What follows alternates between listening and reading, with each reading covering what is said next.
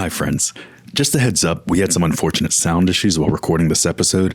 Frankly, we kind of blame Mercury's shadow. The conversation was amazing, and for those of you who can get down with a little background noise, we think and hope you enjoy. Hi, this is Cristina and this is Liberate the podcast, where we educate, motivate, inspire, and liberate your consciousness.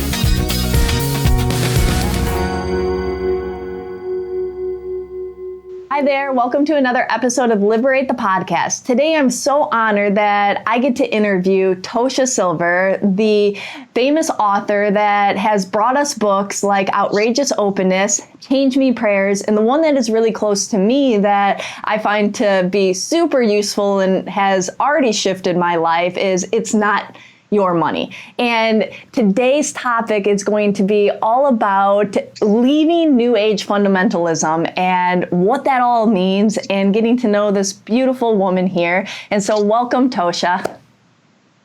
Thank you, Cristina. I'm really, really happy to be here. We've been trying to make this happen for a while, so it feels like today's the lucky day. Yes, it is. And what a beautiful day. And it's kind of an interesting, everything is in divine timing. And, I can't say how much I needed to read your book to transform and really offer it up so that a very challenging situation for me could transform. So thank you for changing my life too, Wow, I'm so glad to know that. So let's talk a little bit about, this topic that you want to discuss today of leaving New Age fundamentalism. Okay. Well, the topic started to come up because I think that if anyone's familiar with any of my books, one of the ongoing issues within it is that life is built on paradox. And that one of the ways that we learn to really suffer is by thinking through black and white thinking.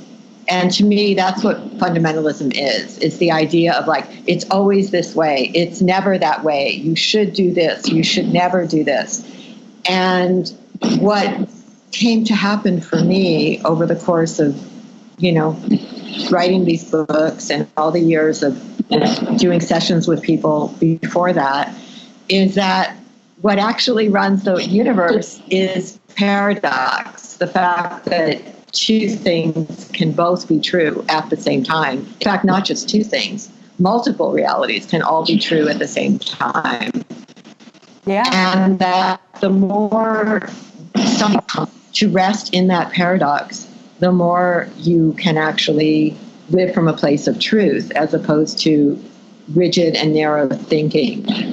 So what had started to happen, part of what prompted me writing It's Not Your Money is because in the years that I did sessions with individual people, so many of them were really suffering, living from a place that said the law of attraction is the only reality.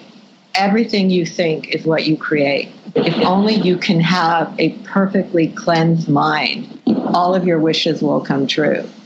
And what started to get clear to me over all the years of doing these 20, 30,000 readings and teaching was that actually many laws of the universe were operating at once. And the law of attraction is simply one of many, many. And of course, it's true. The way you think and the way you feel influences your reality. But there are other laws that are true. And that people learning that black and white thinking, which I would consider fundamentalism, causes enormous suffering because then they get blamed either by themselves or others. Oh, you must have created that. What tragic mistake did you make? Why did you get that illness? That must be your fault. Why did you get raped even? You must have created that. And in fact, there are these other laws, like the law of Prarabdha karma, which I get into in the Money book, that are deeply operative in the universe. And once you know some of these other laws, you stop living from that place of rigidity and self-blame. Yeah, which I think is it's super important because, people think that, I mean, ever since The Secret and everything like that, so much stress and importance and emphasis has been about, what you think about, you bring about kind of aspect. But they're missing the whole aspect that sometimes your biggest tragedies are your gifts, or those are your lessons. And that becomes, there is a good and there is a bad, instead of what if the bad is also good? Exactly. And also that really ties into the idea of parabdha karma, what you just said, because parabdha karma is the idea that every soul has a curriculum that it's here to learn about. And so if you're only going from the idea of the ego, then it's like, if only you could get this perfectly cleansed mind, like some kind of mind that had 1,000 colonics, nothing, quote unquote, bad would ever occur, right? But in fact, when you're looking from parabdha karma, some of these things are the curriculum of the soul saying, I want to learn about letting go this life. The soul's saying that. Now, the soul can't learn about letting go if every single wish is always magically provided, or I want to learn how to stand on my own feet. So if the soul is saying, I want to learn that, then the relationship that the personality's craving might not come for a while because the soul's learning how to be independent. So this view is only from the egoic mind that every wish should be happening at every moment, or this ego's doing something wrong. Yeah, and then, because otherwise people are living from a very strong attachment base, right? Attaching to those things. And I think one of the great examples in your book is your friend that was the yogi that finally wrote that book and was brought to the Oprah show or whatnot, and he was so attached to the fact that he didn't have his book online available on Amazon, and it was this huge missed opportunity. And you write in there and saying, well, maybe it was your lesson to learn to detach, like to let go and have that was the lesson, that was the aspect. And, especially since that was what, he is, a book about yoga and having that yogic type of outcome, right? Exactly, because one of the Sanskrit terms in It's Not Your Money is the term aparigraha, which means non-grasping. And aparigraha, is one of the keys to yoga. Yeah. Like, you can't be any kind of yogi, no matter how many types of headstand you know how to do, if you don't know how to let go of chasing and grasping. So what happened to him, I love that story because he really changed. That guy totally changed from having that experience with his book being blocked. He became so open to realizing that he couldn't control everything in the universe, and he wasn't doing something wrong that made it happen. It happened because it was a lesson. Yeah. So, I mean, in the freedom of living from that space, of knowing that, everything is in a way happening for us and not to us, and having this level of complete surrendering in a way, right? And it's like, okay, maybe there's a higher lesson, maybe there's something else, maybe this is what my soul signed up to do or to learn, right? I think that one of the things is I try to do this really with all of the books. It's very easy to talk about surrender. Yes. As a concept. There's not a lot of teaching out there about how to surrender. There's just people saying, do it. Yeah. Surrender. Surrender. Exactly. It's a very popular, meme right now. But what happened for me, I'm a Capricorn, I'm really, really practical at heart, was that I had to go figure out practical ways to learn to surrender. And what that taught me is prayer. Because really what I found is that someone can tell you to surrender until your head falls off. But the prayers are actually, and so all of the books I would say are filled with prayers of divine, come in and show me how to let go right now. I'm ferociously attached to this particular thing. Open my hands and show me how to let go. And so that's a part of, I would say, especially the latest book, the money book. And the other side of it is also that the part that's holding on so ferociously is often the inner child. And so to just slap that child's hand and say, you've got to let go, the kid's going to have a tantrum. Yeah. Because it doesn't want to. It's often holding on to this or that just out of sheer terror or a sense of security, insecurity. So another piece of this, I think, is very central, is taking care of that kid, knowing that the one who's holding on so deeply is often not the inner adult or the inner divine. It's this inner child that really needs attention and love. Yeah. And I love how your book takes you through, 8 weeks of really working and going through these steps so that it isn't just a concept. It's actually a practical steps that people can take to have that, which is very different than, even though you give those steps, it's really about trusting, letting go, and having that versus telling somebody that there's a way to do something and there's a right and a wrong, which is oftentimes what I come across in spirituality is like, oh no, you have to. And I laughed at some of the things that you wrote and said, because, there's so much, especially in LA, there's like, okay, no, you have to dress like this or do this, or everything has to be super positive. But then you run across these people and they're like, oh yeah, everything's great and everything's amazing. And they're filled with like rage or upset or they're this or that. And it's not being true to their self. And, we are divinely unique in individuals, right? And so we are this vast expression of God in the universe. But everybody's trying to fit into boxes. And I think that you saying that and the way that you said it really hit a chord for me. Yes. I mean, I think the thing is, any of these books, what they ultimately do, their purpose, is to get the person anchored inside with the inner divine. And so once you're starting to be anchored in the divine, all of these outside prescriptions that say it has to be this way, you must do this, you must be positive every moment, you just begin to sit inside yourself and say, why would I need to do that?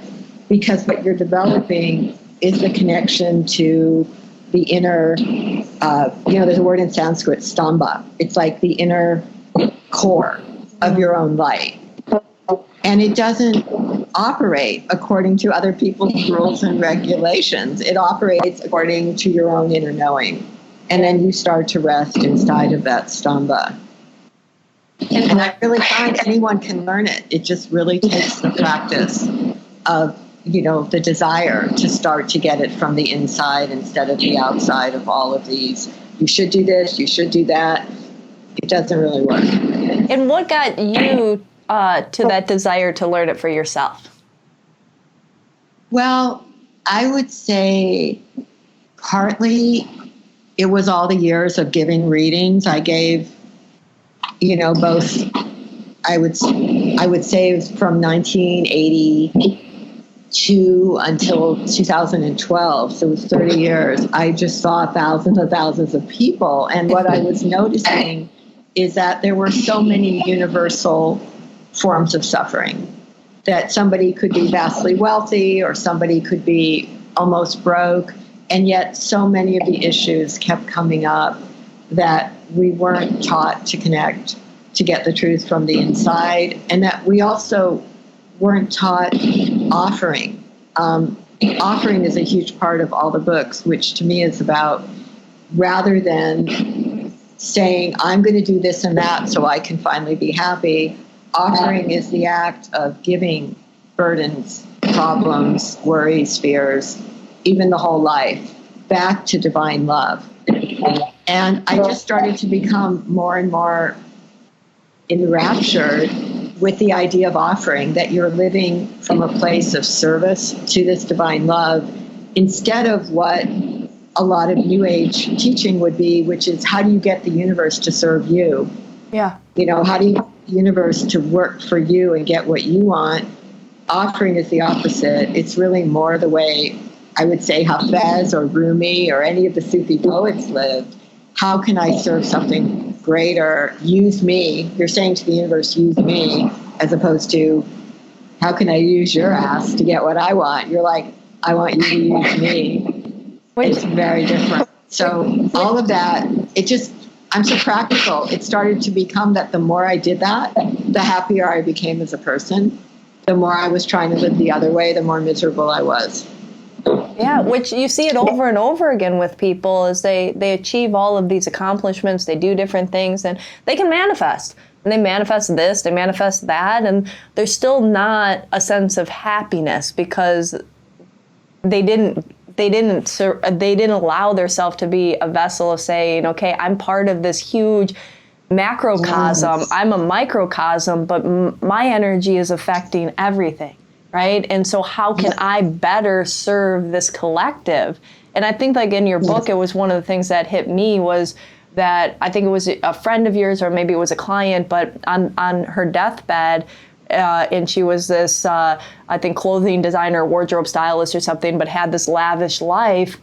But the one thing she said before she left her body was, I wish that I would have done more to serve others instead of everything in her life being about serving herself.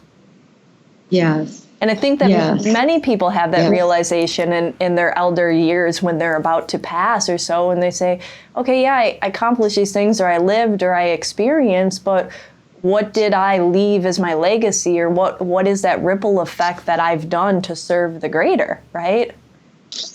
Well, and I think what actually starts to happen is when you're working with these ideas of offering, and they really take practice, it starts to become that the universe is doing you. I don't know any other way to describe it. Rather than what are you doing, you start to get done. And I think it gets misunderstood with passivity. That's one of the really common things that happens with my work is that if I ever get angry letters, which isn't that often, but when they come, there's always somebody saying, this book enraged me. It just seems so passive. What do? Just lay there and hope that God shows you what to do. And I'm like, no, it's actually, again, the paradox. What you're doing is inviting the flow to begin to take you over, and then the right actions get shown at the right time. So in fact, this work can be enormously animated, and you're given the courage, in fact, to do things that you might be very scared to do if you were only operating from the ego. Like somebody wrote me recently that she's very involved in a bunch of things right now with the immigrants, that she was terrified to get involved with it, but that as she was doing this work, she felt her soul raise up and say, you need to go down to the border. You need to get involved with this. And it's her own soul guiding her, and it's going to be different for everybody. So this work is actually the opposite of passivity, but it's easy to misunderstand it in a culture that's about black and white thinking. Yeah, and because then people think that there is no action, or how do you manifest something if you're just letting go? It's like, well, then it's guided for you, right? It's not that you do nothing. But well, what happens is the actions start to happen through you instead of by you. Yeah. And that is probably the simplest way I could say it, is the actions start to happen through you instead of by you. And everyone's had that experience, even if they're listening to this going, what the hell are they talking about? Everyone's had the experience where you start doing something from the deeper self and you don't even know why you're doing it. Suddenly you're calling somebody and then you find out later, oh my God, they've been waiting for your call for 3 weeks. Or these actions start to arise from the deeper self. In Sanskrit, it's called the spanda. It's like the leap. You literally have a leap from the inside that says, go call that person, go apply for that. But it's not coming from a should. It's not coming because everybody else is telling you how you have to do it. It's literally arising from inside. Yeah, which I think that a lot of people that might be stumbling upon, your work or things, they're trying to make something manifest or their life hasn't been working, but they're still attached to a certain idea of what that is, and then they surrender and maybe they achieve that, or they get that response that they were looking for when they finally surrender. But then it leads them down a whole different path, right? Because who knows, where you start isn't where you end up. And the journey is completely unknown when you allow yourself to get in the car and just go for the ride. Well, and I think that it's even past just getting in the car and going for the ride. There's a idea of calling in the highest, in the sense of you're inviting divine order into any situation. Yeah. So you're really saying that the highest that's meant to occur. And it's quite different.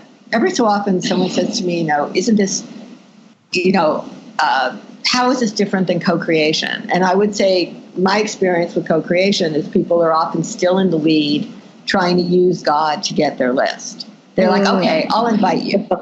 This is very different. This is actually saying, I want to be used for the highest by the universe. Let me become a vessel. So from the inside, my own inner great self will show the actions, and they will arise in the right time and the right way.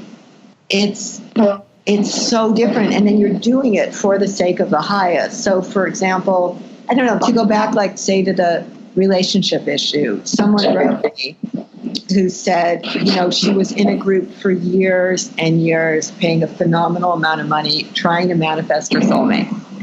And all these people showed up along the way that really, it didn't work out, because it really wasn't her soulmate, because it isn't something that you can force on command.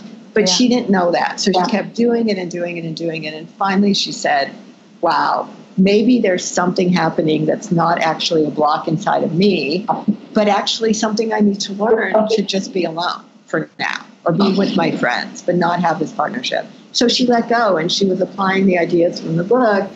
And she had a couple years where she became very at peace being alone. And then, of course, same old story, that's when she met the person. She was no longer even trying to manifest anything. She was just saying yes to the universe.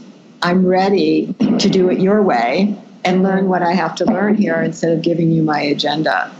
And, I think it's Matt Kahn has a great line where he calls it the flaw of attraction. The flaw of attraction. And I love it so much, because it's like, yes, the law of attraction is a part of the story. But there's such a vast story beyond the law of attraction that when you only focus on that, you limit your life so much, and you really can cause enormous suffering for yourself and others.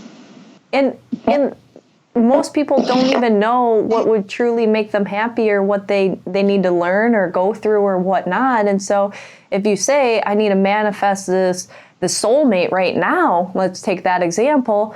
Well, that huge, beautiful lesson of loving oneself and being okay being alone, and finding whatever came out of those years of her being in that solitude state were part of her story, were part of whatever else that needed to happen, right? Yeah, I mean, it's true, because really what she said is that she felt like for lifetimes she had avoided being alone. For lifetime after lifetime. And I think this is true for many, many people, that there's this thing, and it's so charged because in other lives it never got addressed. And so this life, the soul is finally in the lead, and it's saying, I know you want X, Y, and Z, but you've never addressed this in all these other lifetimes. So here's your chance, like, open to it. Get the lesson here, offer it to the divine, and ask to be shown, what am I learning? Because then if you learn whatever is trying to happen, then you can receive what's meant to come after that. Yeah. It's such a beautiful way, and it brings people such peace, right? I'm sure you found that through your clients' stuff, and to actually enjoy and embrace life for being almost like the power of being in the now, right? It's just in that divine moment and saying, okay, well, what is this, right? And maybe what I want isn't what I need. Yeah, I don't think I put it in the money book. I'm not even sure if I put this in any of the books, but there was a man that I got to know who was in the Bay Area, and he was a bit of a well-known New Age teacher for a while. And his wife had gotten very sick, and he was very attached to his wife, and he had thousands of followers. So he got all of his followers to get very, very focused. We can create anything. Our mind is all powerful. And he had thousands of people all focused on making his wife well. And he kept saying, this is already completed. It's already done. We are all powerful. Well, as you can imagine, the wife, it was her time to go. It was sad, but it was her time to go. It truly was. And he went into this tremendous tailspin over it, because it was like, how could this be? If you not only your own great power, because he saw himself, he was always saying he was a manifesting master, but not only that, but he had all these thousands of people involved, and yet it was still her time to go. I ended up running into him about a year later on a hiking trail in Marin, and he told me that he had changed so deeply from going through that experience, and he felt that for countless lifetimes he always thought that he was the power, that he was that made it all happen, and that he had no doubt that he even wondered if he and his wife had an agreement that they'd made before the lives began, that she would go at such and such a time so that he could finally learn that he had to become open to a greater plan than his egos. And this guy was so transformed when I saw him. Like, he was finally a really humble person. And, you just never know what the larger issues are that are going on. And what all these different laws that are playing into effect at the same time, which, is the principle of what you're teaching here today, that there's so many other factors going on. There are these other laws that are going into existence. And when you focus on just one thing, you miss the whole entirety, and you miss those lessons. You miss the learnings, because the same individual could have went into a tailspin on a negative sense and been like, well, and I guess I'm not this manifesting person, and I'm da-da-da-da-da, and went into a life of depression and suffering, right? Exactly. Like, he really rose to it and said, okay, I've got to have a bigger picture inside of what is really ruling things. Yeah. One other thing that this makes me think of is that when you get to Prarabdha karma and this idea that, every soul has a set of learning that it's here to do, it's also that countries have karmas, have Prarabdha karmas. The planet has its own Prarabdha karma. And so sometimes I think what's very disturbing when only the law of attraction is focused on is it's a very strange focus when you're talking about social justice of any kind, or when you're talking about, sexism, homophobia, racism, all the isms, ageism, that when, pretending that those things don't exist and that there's a larger social karma that's making those things happen.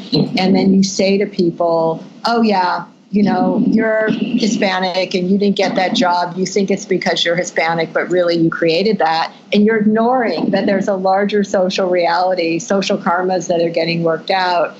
There's so many layers to this that, to me, it truly transforms people when they start to have a broader image that, yes, the law of attraction is true, but so are so many things. It would be a little bit like saying you're only a brain instead of knowing that you're a heart, you have a soul. It's just confining reality into a very tiny box. Yeah, and that's actually a beautiful example, because, we're the whole entirety of our body, but then our heart is operating, separate but together, and our stomach is digesting our food, and our liver and this and that. But, if you look at any one piece, you can say, okay, that is true of that, but it's also, there's a whole system going on, right? And, yes. Something that's happening maybe in the pancreas is going to be affecting everything else. Exactly. And I find the issue of blame and shame the most disturbing thing about this, the way that people blame themselves when wishes don't come true or when things are restricted, or the way that they subtly or not so subtly blame others. You must have done something wrong. If only you had done this or that. And I think that part of that is coming from fear that someone's saying, like particularly in the case of an illness, say, someone's saying, I don't want to believe that can happen to me. So I'm going to make this about your limitation of your mind. Yeah. Now, again, that standing inside of that paradox, it doesn't mean that the law of attraction, of course it works. And if you're always sending hatred and blame and resentment into your body, of course it has effect. But the idea is that so many other things operate too. Environmental karmas operate. It's really the compassionate thing is to hold a larger image than just this narrow rigidity of blame and shame. Yeah, and the blame and shame is complete attachment or right or wrong thinking, right? This is good or this is bad. This is, you created this illness, you created that, and then people literally feel that they did something wrong, and then right. But maybe they did something right to even exactly. Exactly. I mean, I know I had an autoimmune disease as a kid, and very, very sick child, and as a result though is looking at it, and it taught me how to be healthy. Right? It taught me like the power of respecting my body, of understanding nutrition, of doing all these things. Had I not had that, my body was doing something divine, so then I could help pass that on to others, right? It wasn't, but if I shamed myself and said I'm so embarrassed or this or that, or how people do that to others, then they don't see the gifts. They don't see the other laws that might be going on and playing, and they don't, in that whole picture, they don't understand the connections or the lessons. Yes, I really love that. I love that. I had a couple years, actually, 2017 to 2019, where I sprained both knees, and for a good part of those 2 years, I could barely walk, let alone do yoga and bike, and I'm a super active person. And so during that time, I just had to stop. And somebody said to me, wow, you really need to look at why you manifested that, or, what was going on. And what really happened was that I came, first of all, the money book never would have gotten completed if I hadn't had that injury, because I was stopped in my tracks, and it was basically what got me to complete the book.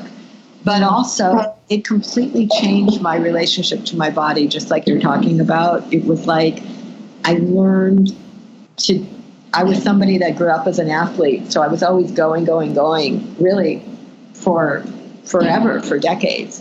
And it was the first time that I was like, wow, I need to actually stop, listen more, rest more. This body isn't just a machine that can run up mountains every day. And it's really been great. It's much easier for my body to be in balance. Yeah. And then on top of that, the other thing that happened is you were able to be a vessel for service too, and creating the book. Right. And finishing it. Yeah, the book would not have happened if I hadn't been injured. In a million years, it never would have happened. So I love when you're saying, what are you doing? Like, this could be you doing everything right when you get injured. Yeah. Yeah.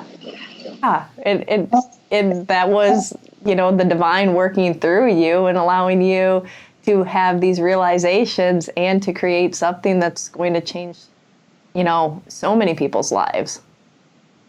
But on the other hand, it's really hard when you're in that stuff. Oh, so of course. It's not sugarcoating. It was painful. But then you look back later and you're like, oh, okay. Yeah.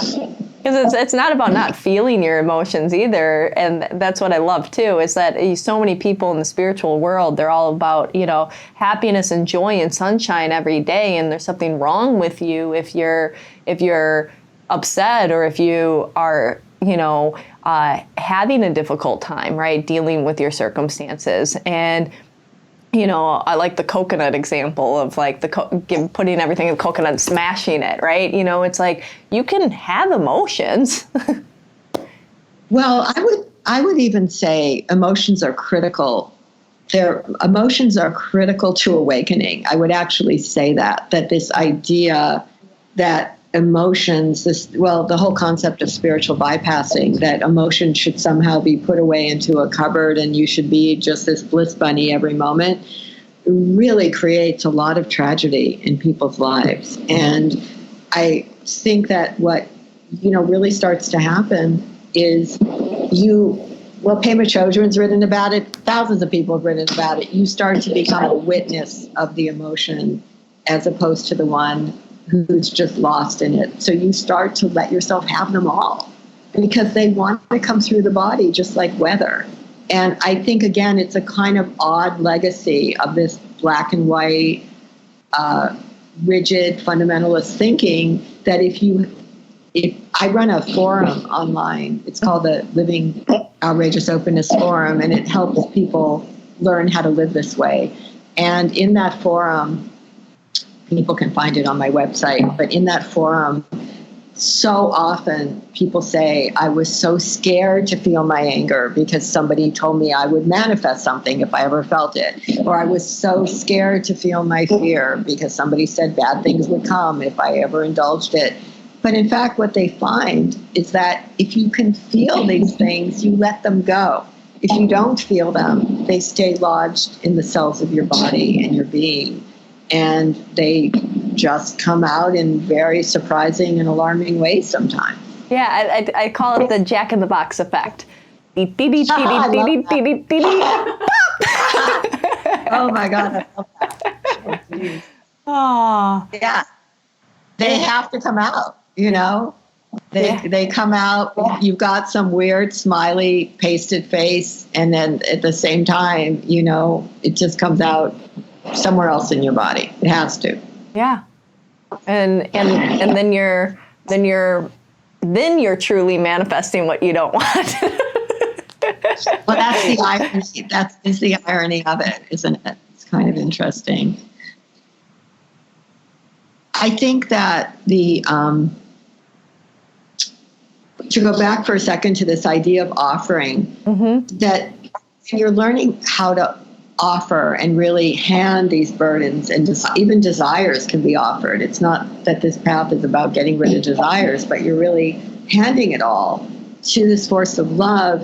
You don't have to be scared of having a bad day. You don't have to be scared of you don't have to have that pressure that you always have to keep your mind in some pristine state of God knows what, because what you're really simply doing is being open to the expression of the flow coming through you and knowing that something greater than the ego is actually the manifester. So it isn't that manifestation doesn't happen. It's that the great self is the manifester instead of the ego. And I think that's one of the most central concepts of this whole path. Is Adyashanti is a wonderful Zen teacher, and he has a line where he says, what can manifest when you get out of the way is so far beyond what the ego could ever manifest.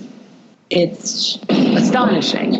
And I think that's really the central idea here, is that, the universe is constantly in a state of manifestation, but what can come when you actually begin to know the tools for how to get out of the way, because there are tools, what can come is so far beyond what the ego can do with a wish list.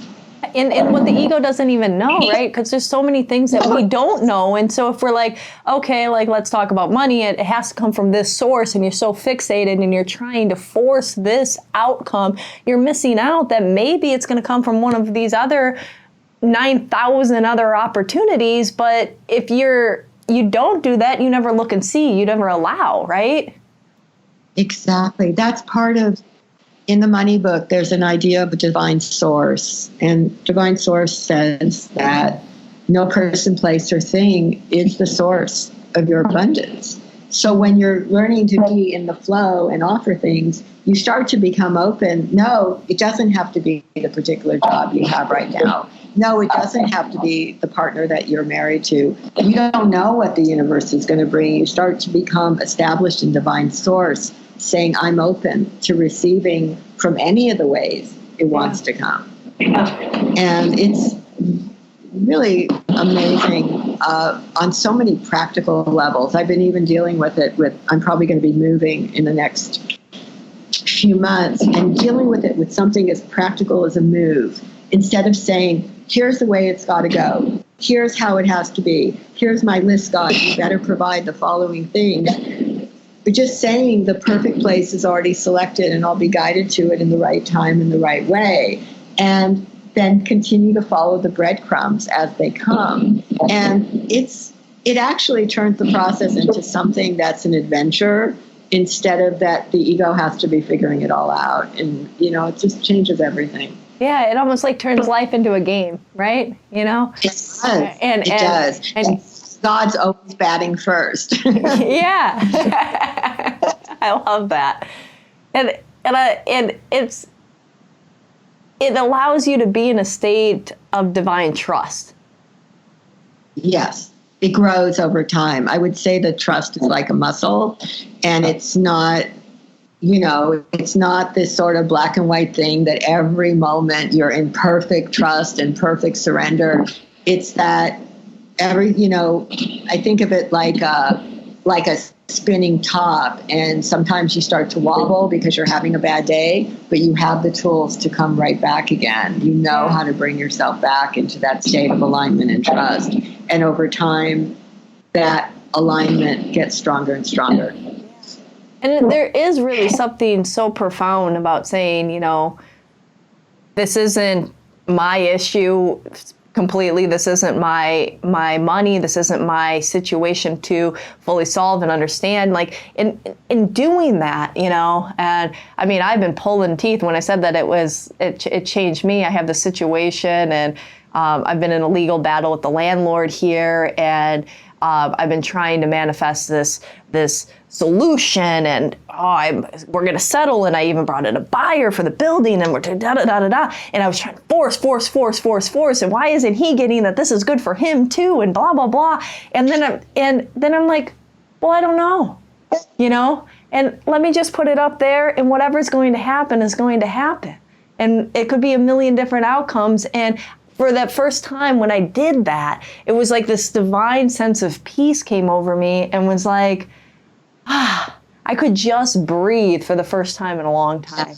and it was like, okay, maybe, there's so many different outcomes that I have no idea, and things are working out in the way that's best for everyone. And I just need to sit back and see how this game plays out. Well, and I love that example, because you can take something like that. Like, a lot of people have written me about legal battles. And so you can take something so specific like that, because the book has examples of it too, where you say everything about the mess with this building and the landlord is now 100% in divine order, and make me open to receiving any actions that I need to take to serve divine order. Yeah. And, lift this out of the place of my controlling and my pushing, and instead let it rest in divine source. Let all the right help that needs to come. Let everything that needs to go. So it's even beyond like just, I'm just going to sit back and watch the show. You can be very active in the sense of you're the one holding the state, this very high state of divine source and divine order, saying, let me be a vehicle for that. If there's anything I'm meant to do, great. If I'm meant to just sit back and watch it, great. But it's now offered to the divine from the highest level. And the levers people have written about legal battles, this happened with one woman who was in a huge divorce battle that went on forever, fighting for her kid, when she finally said, God, I don't know. Maybe I've got something from a past life, and I need to learn how to let go of this kid. I mean, what could be harder than letting go of your own kid? She finally did. She said, just change me, allow me to let go. There's something happening here I don't even understand. I think this is actually in the book. The guy she was in the battle with reached her, and he said, you know what? I just wanted to win. I didn't even want the kid. I'm going to move back to Europe. You can have your child back. But it only came when she finally let go, because who knows what the karma was that was making her in the battle with him. Yeah, absolutely. She finally out of it. Yeah, and that's what I feel too. When I'm just like, okay, even if I'm supposed to learn the lesson of, financial struggle or this or whatever comes of it, like clearly there's something working out that I need to either learn, or him or whatever, that just releasing it and seeing. And not about in action, but whatever comes is comes, and listening to whatever steps present themselves. But it's such a freeing space that I can't even begin to describe. This has been occupying my life for like a year and a half, Wow. So. Wow. Well, and you don't know, just on this topic, like it's so, I think about this so much. You don't know if you've had all these other past lives where similar things have occurred, and you've always just grafted on out of fear and worry. And you said, it's got to be my way. It's got to happen. I can't, because you have a powerful energy. So who knows? Maybe this always happened. And now, as an old soul who's evolving, you're like, you know what? This is the life where I'm finally going to open my hands and have a parigraha and learn this lesson finally. And it could be that that's the victory, that the victory, the legal victory is secondary, that the real victory is you're finally opening your hands this life after who knows how many lifetimes. Yeah, no, and I feel that. I definitely do. And we'll see what unfolds. But there's, if more people can grasp this level of offering to that energy, I can only say what peace it's brought me. And I try to do that in most of my life, but there's certain areas that clearly I wasn't, right? Like this one. But it's so profound in the ways and the metaphors and the fact that you talk just real, right? And it hits people in a real way. Like reading your books and stuff, it's like, no, it's, it's common, it's simple, it's easy to grasp. And the understandings and the metaphors that go through with some of your clients through the years, it's like it just dives in like that, and it makes people be able to comprehend on a deeper level so they can actually apply. Yes. I think that making it real is it can't just be a mental concept that sounds good. It's like it becomes, you find out where you're at with it when you're in a battle with the landlord, or when you get a crazy bill in the mail that you don't know how you're going to pay, or you find out that you have to get divorced. Like, that's when you find out how to really apply this stuff. And it's great. Or like that client that you shared with, the child, that's like one of the ultimate offerings, and having that. I go ahead. No, go ahead. Well, I was just going to say, what I thought was really interesting in that one is that the woman said to me later, I feel like I've been in a battle with this guy forever, for lifetimes before this one, and that this is the first lifetime where I finally said, okay, God, if I can't win and I need to let go, change me to somebody who can let go. And then wham, the minute she did it, she won. So it's you just don't know what the karmas are. Like, they're, all these rigidities are getting released from each of us, and it becomes very exciting on that level. And I like taking it to the even higher plane level, like you're taking it to like past lives and other karmas and different things like that, because then we realize that we are truly here to go on this journey lesson of learning whatever it is that we're set out.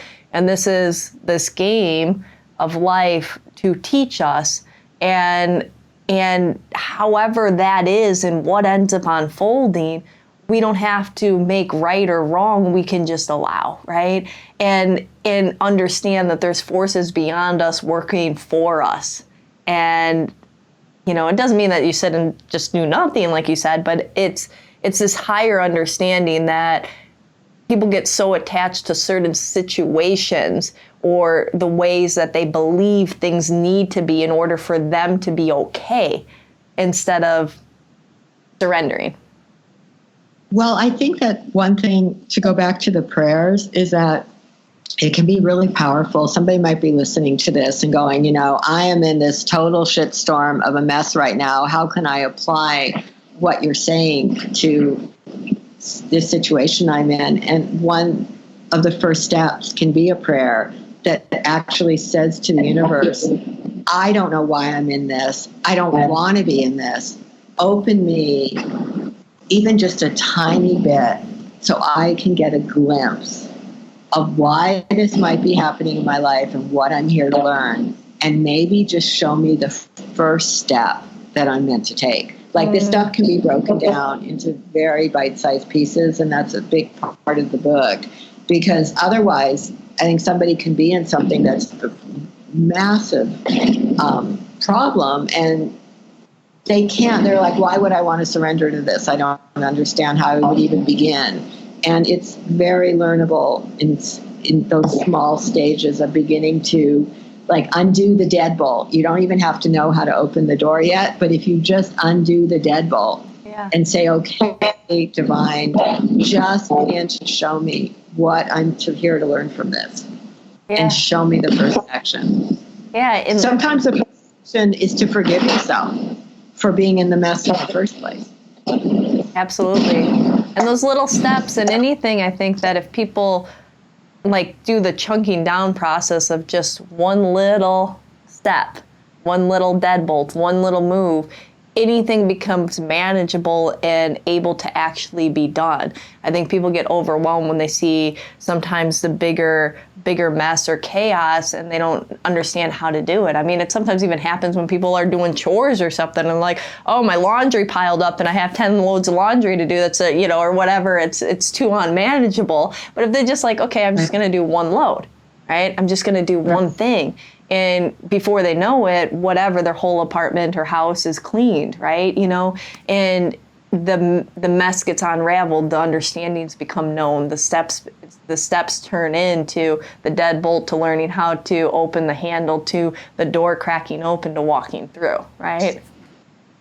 And it starts with the offering again, because it's the actions are coming as a from, result. Could say the very first step is you offer the mess back to the divine and you say, just show me the first piece. But I think if anyone listening to this isn't familiar with It's Not Your Money, it's a really good resource for all of this, because it takes you through, no matter where you are in the stages of evolution with this, it shows you how to do it and how to basically apply it to any situation, regardless of whether it's about money or not. It can be applied to really anything.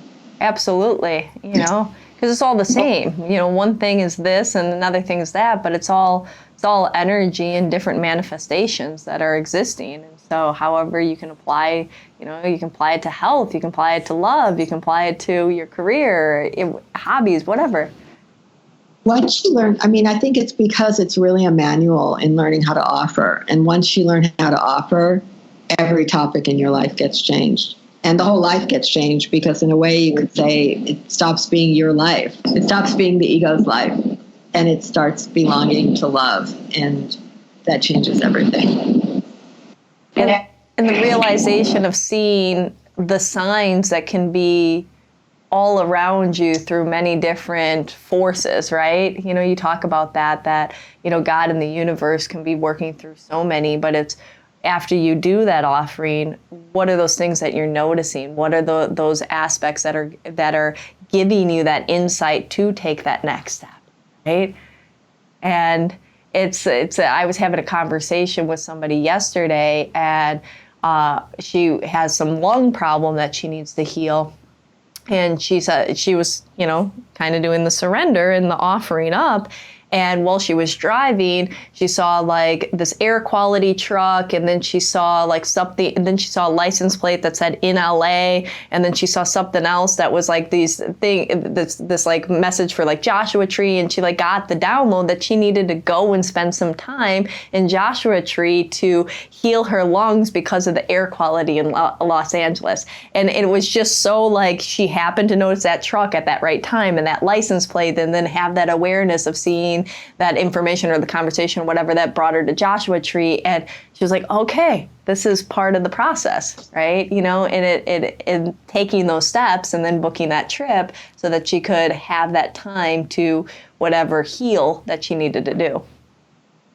Yeah, you know, I wanted to say before we end up stopping, I wanted to say that that forum that I'm running, it's been going now, it's starting its 6th year.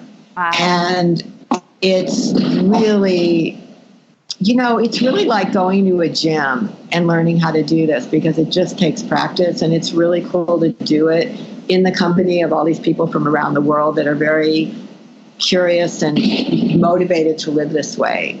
That people can find that on my website at toshasilver.com, and it's called Living Outrageous Openness.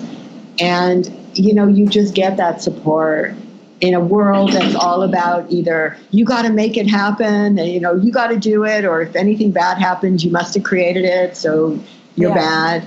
This is a whole other approach, and I think it's very powerful when you're around like-minded people, because you get that support of other people understanding what you're understanding, talking to me.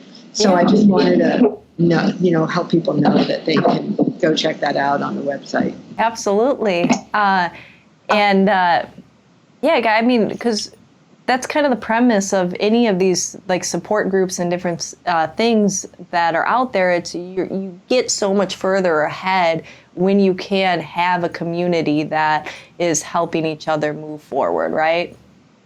And then I do the weekly calls with the people send in Q&As, and we work with the questions every week. And so, you know, it's just becomes a very practical way to learn to embody it instead of just think about it. I love that. I'm sure out there.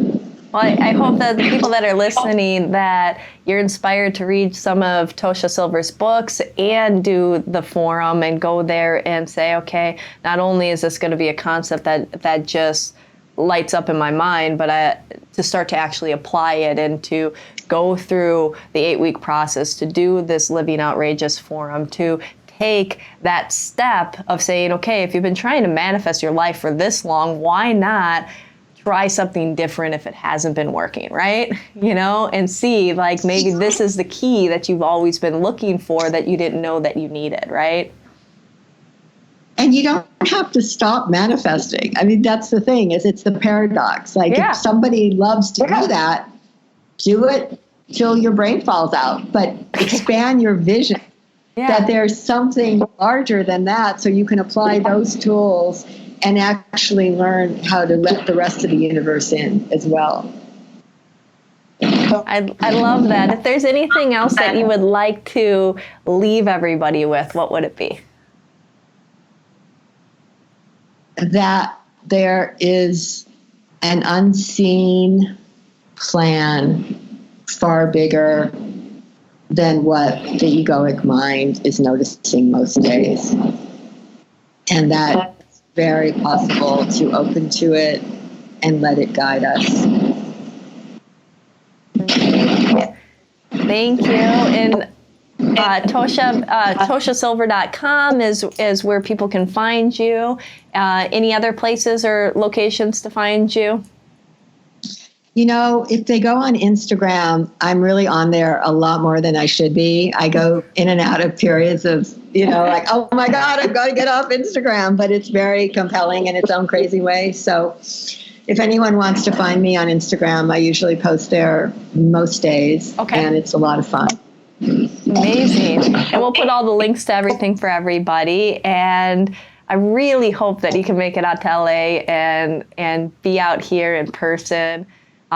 We can have that opportunity to cover a different topic. If anybody has any feedback or other ideas of other topics to talk about in the future, share them in the comments, and, hopefully you can be here doing a workshop or a talk or so in the future.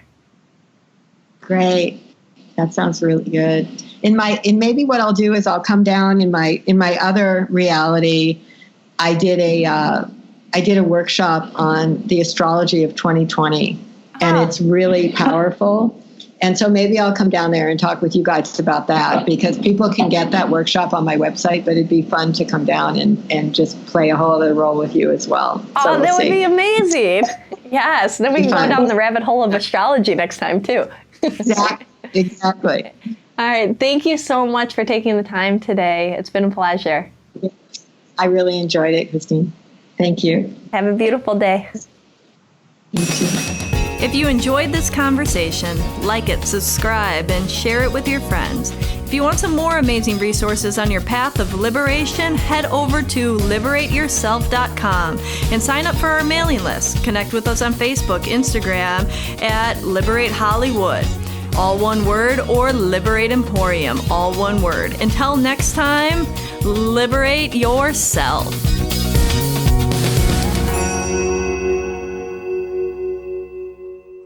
Thinking that you want to take that action step, why wait? Book your session right now. Go to liberateyourself.com, click on either Liberate Hollywood or Liberate Emporium, see our amazing practitioners and who resonates most with you. And then book a session via Skype, phone, or in person. We're here for you, and it's your time to start creating your life.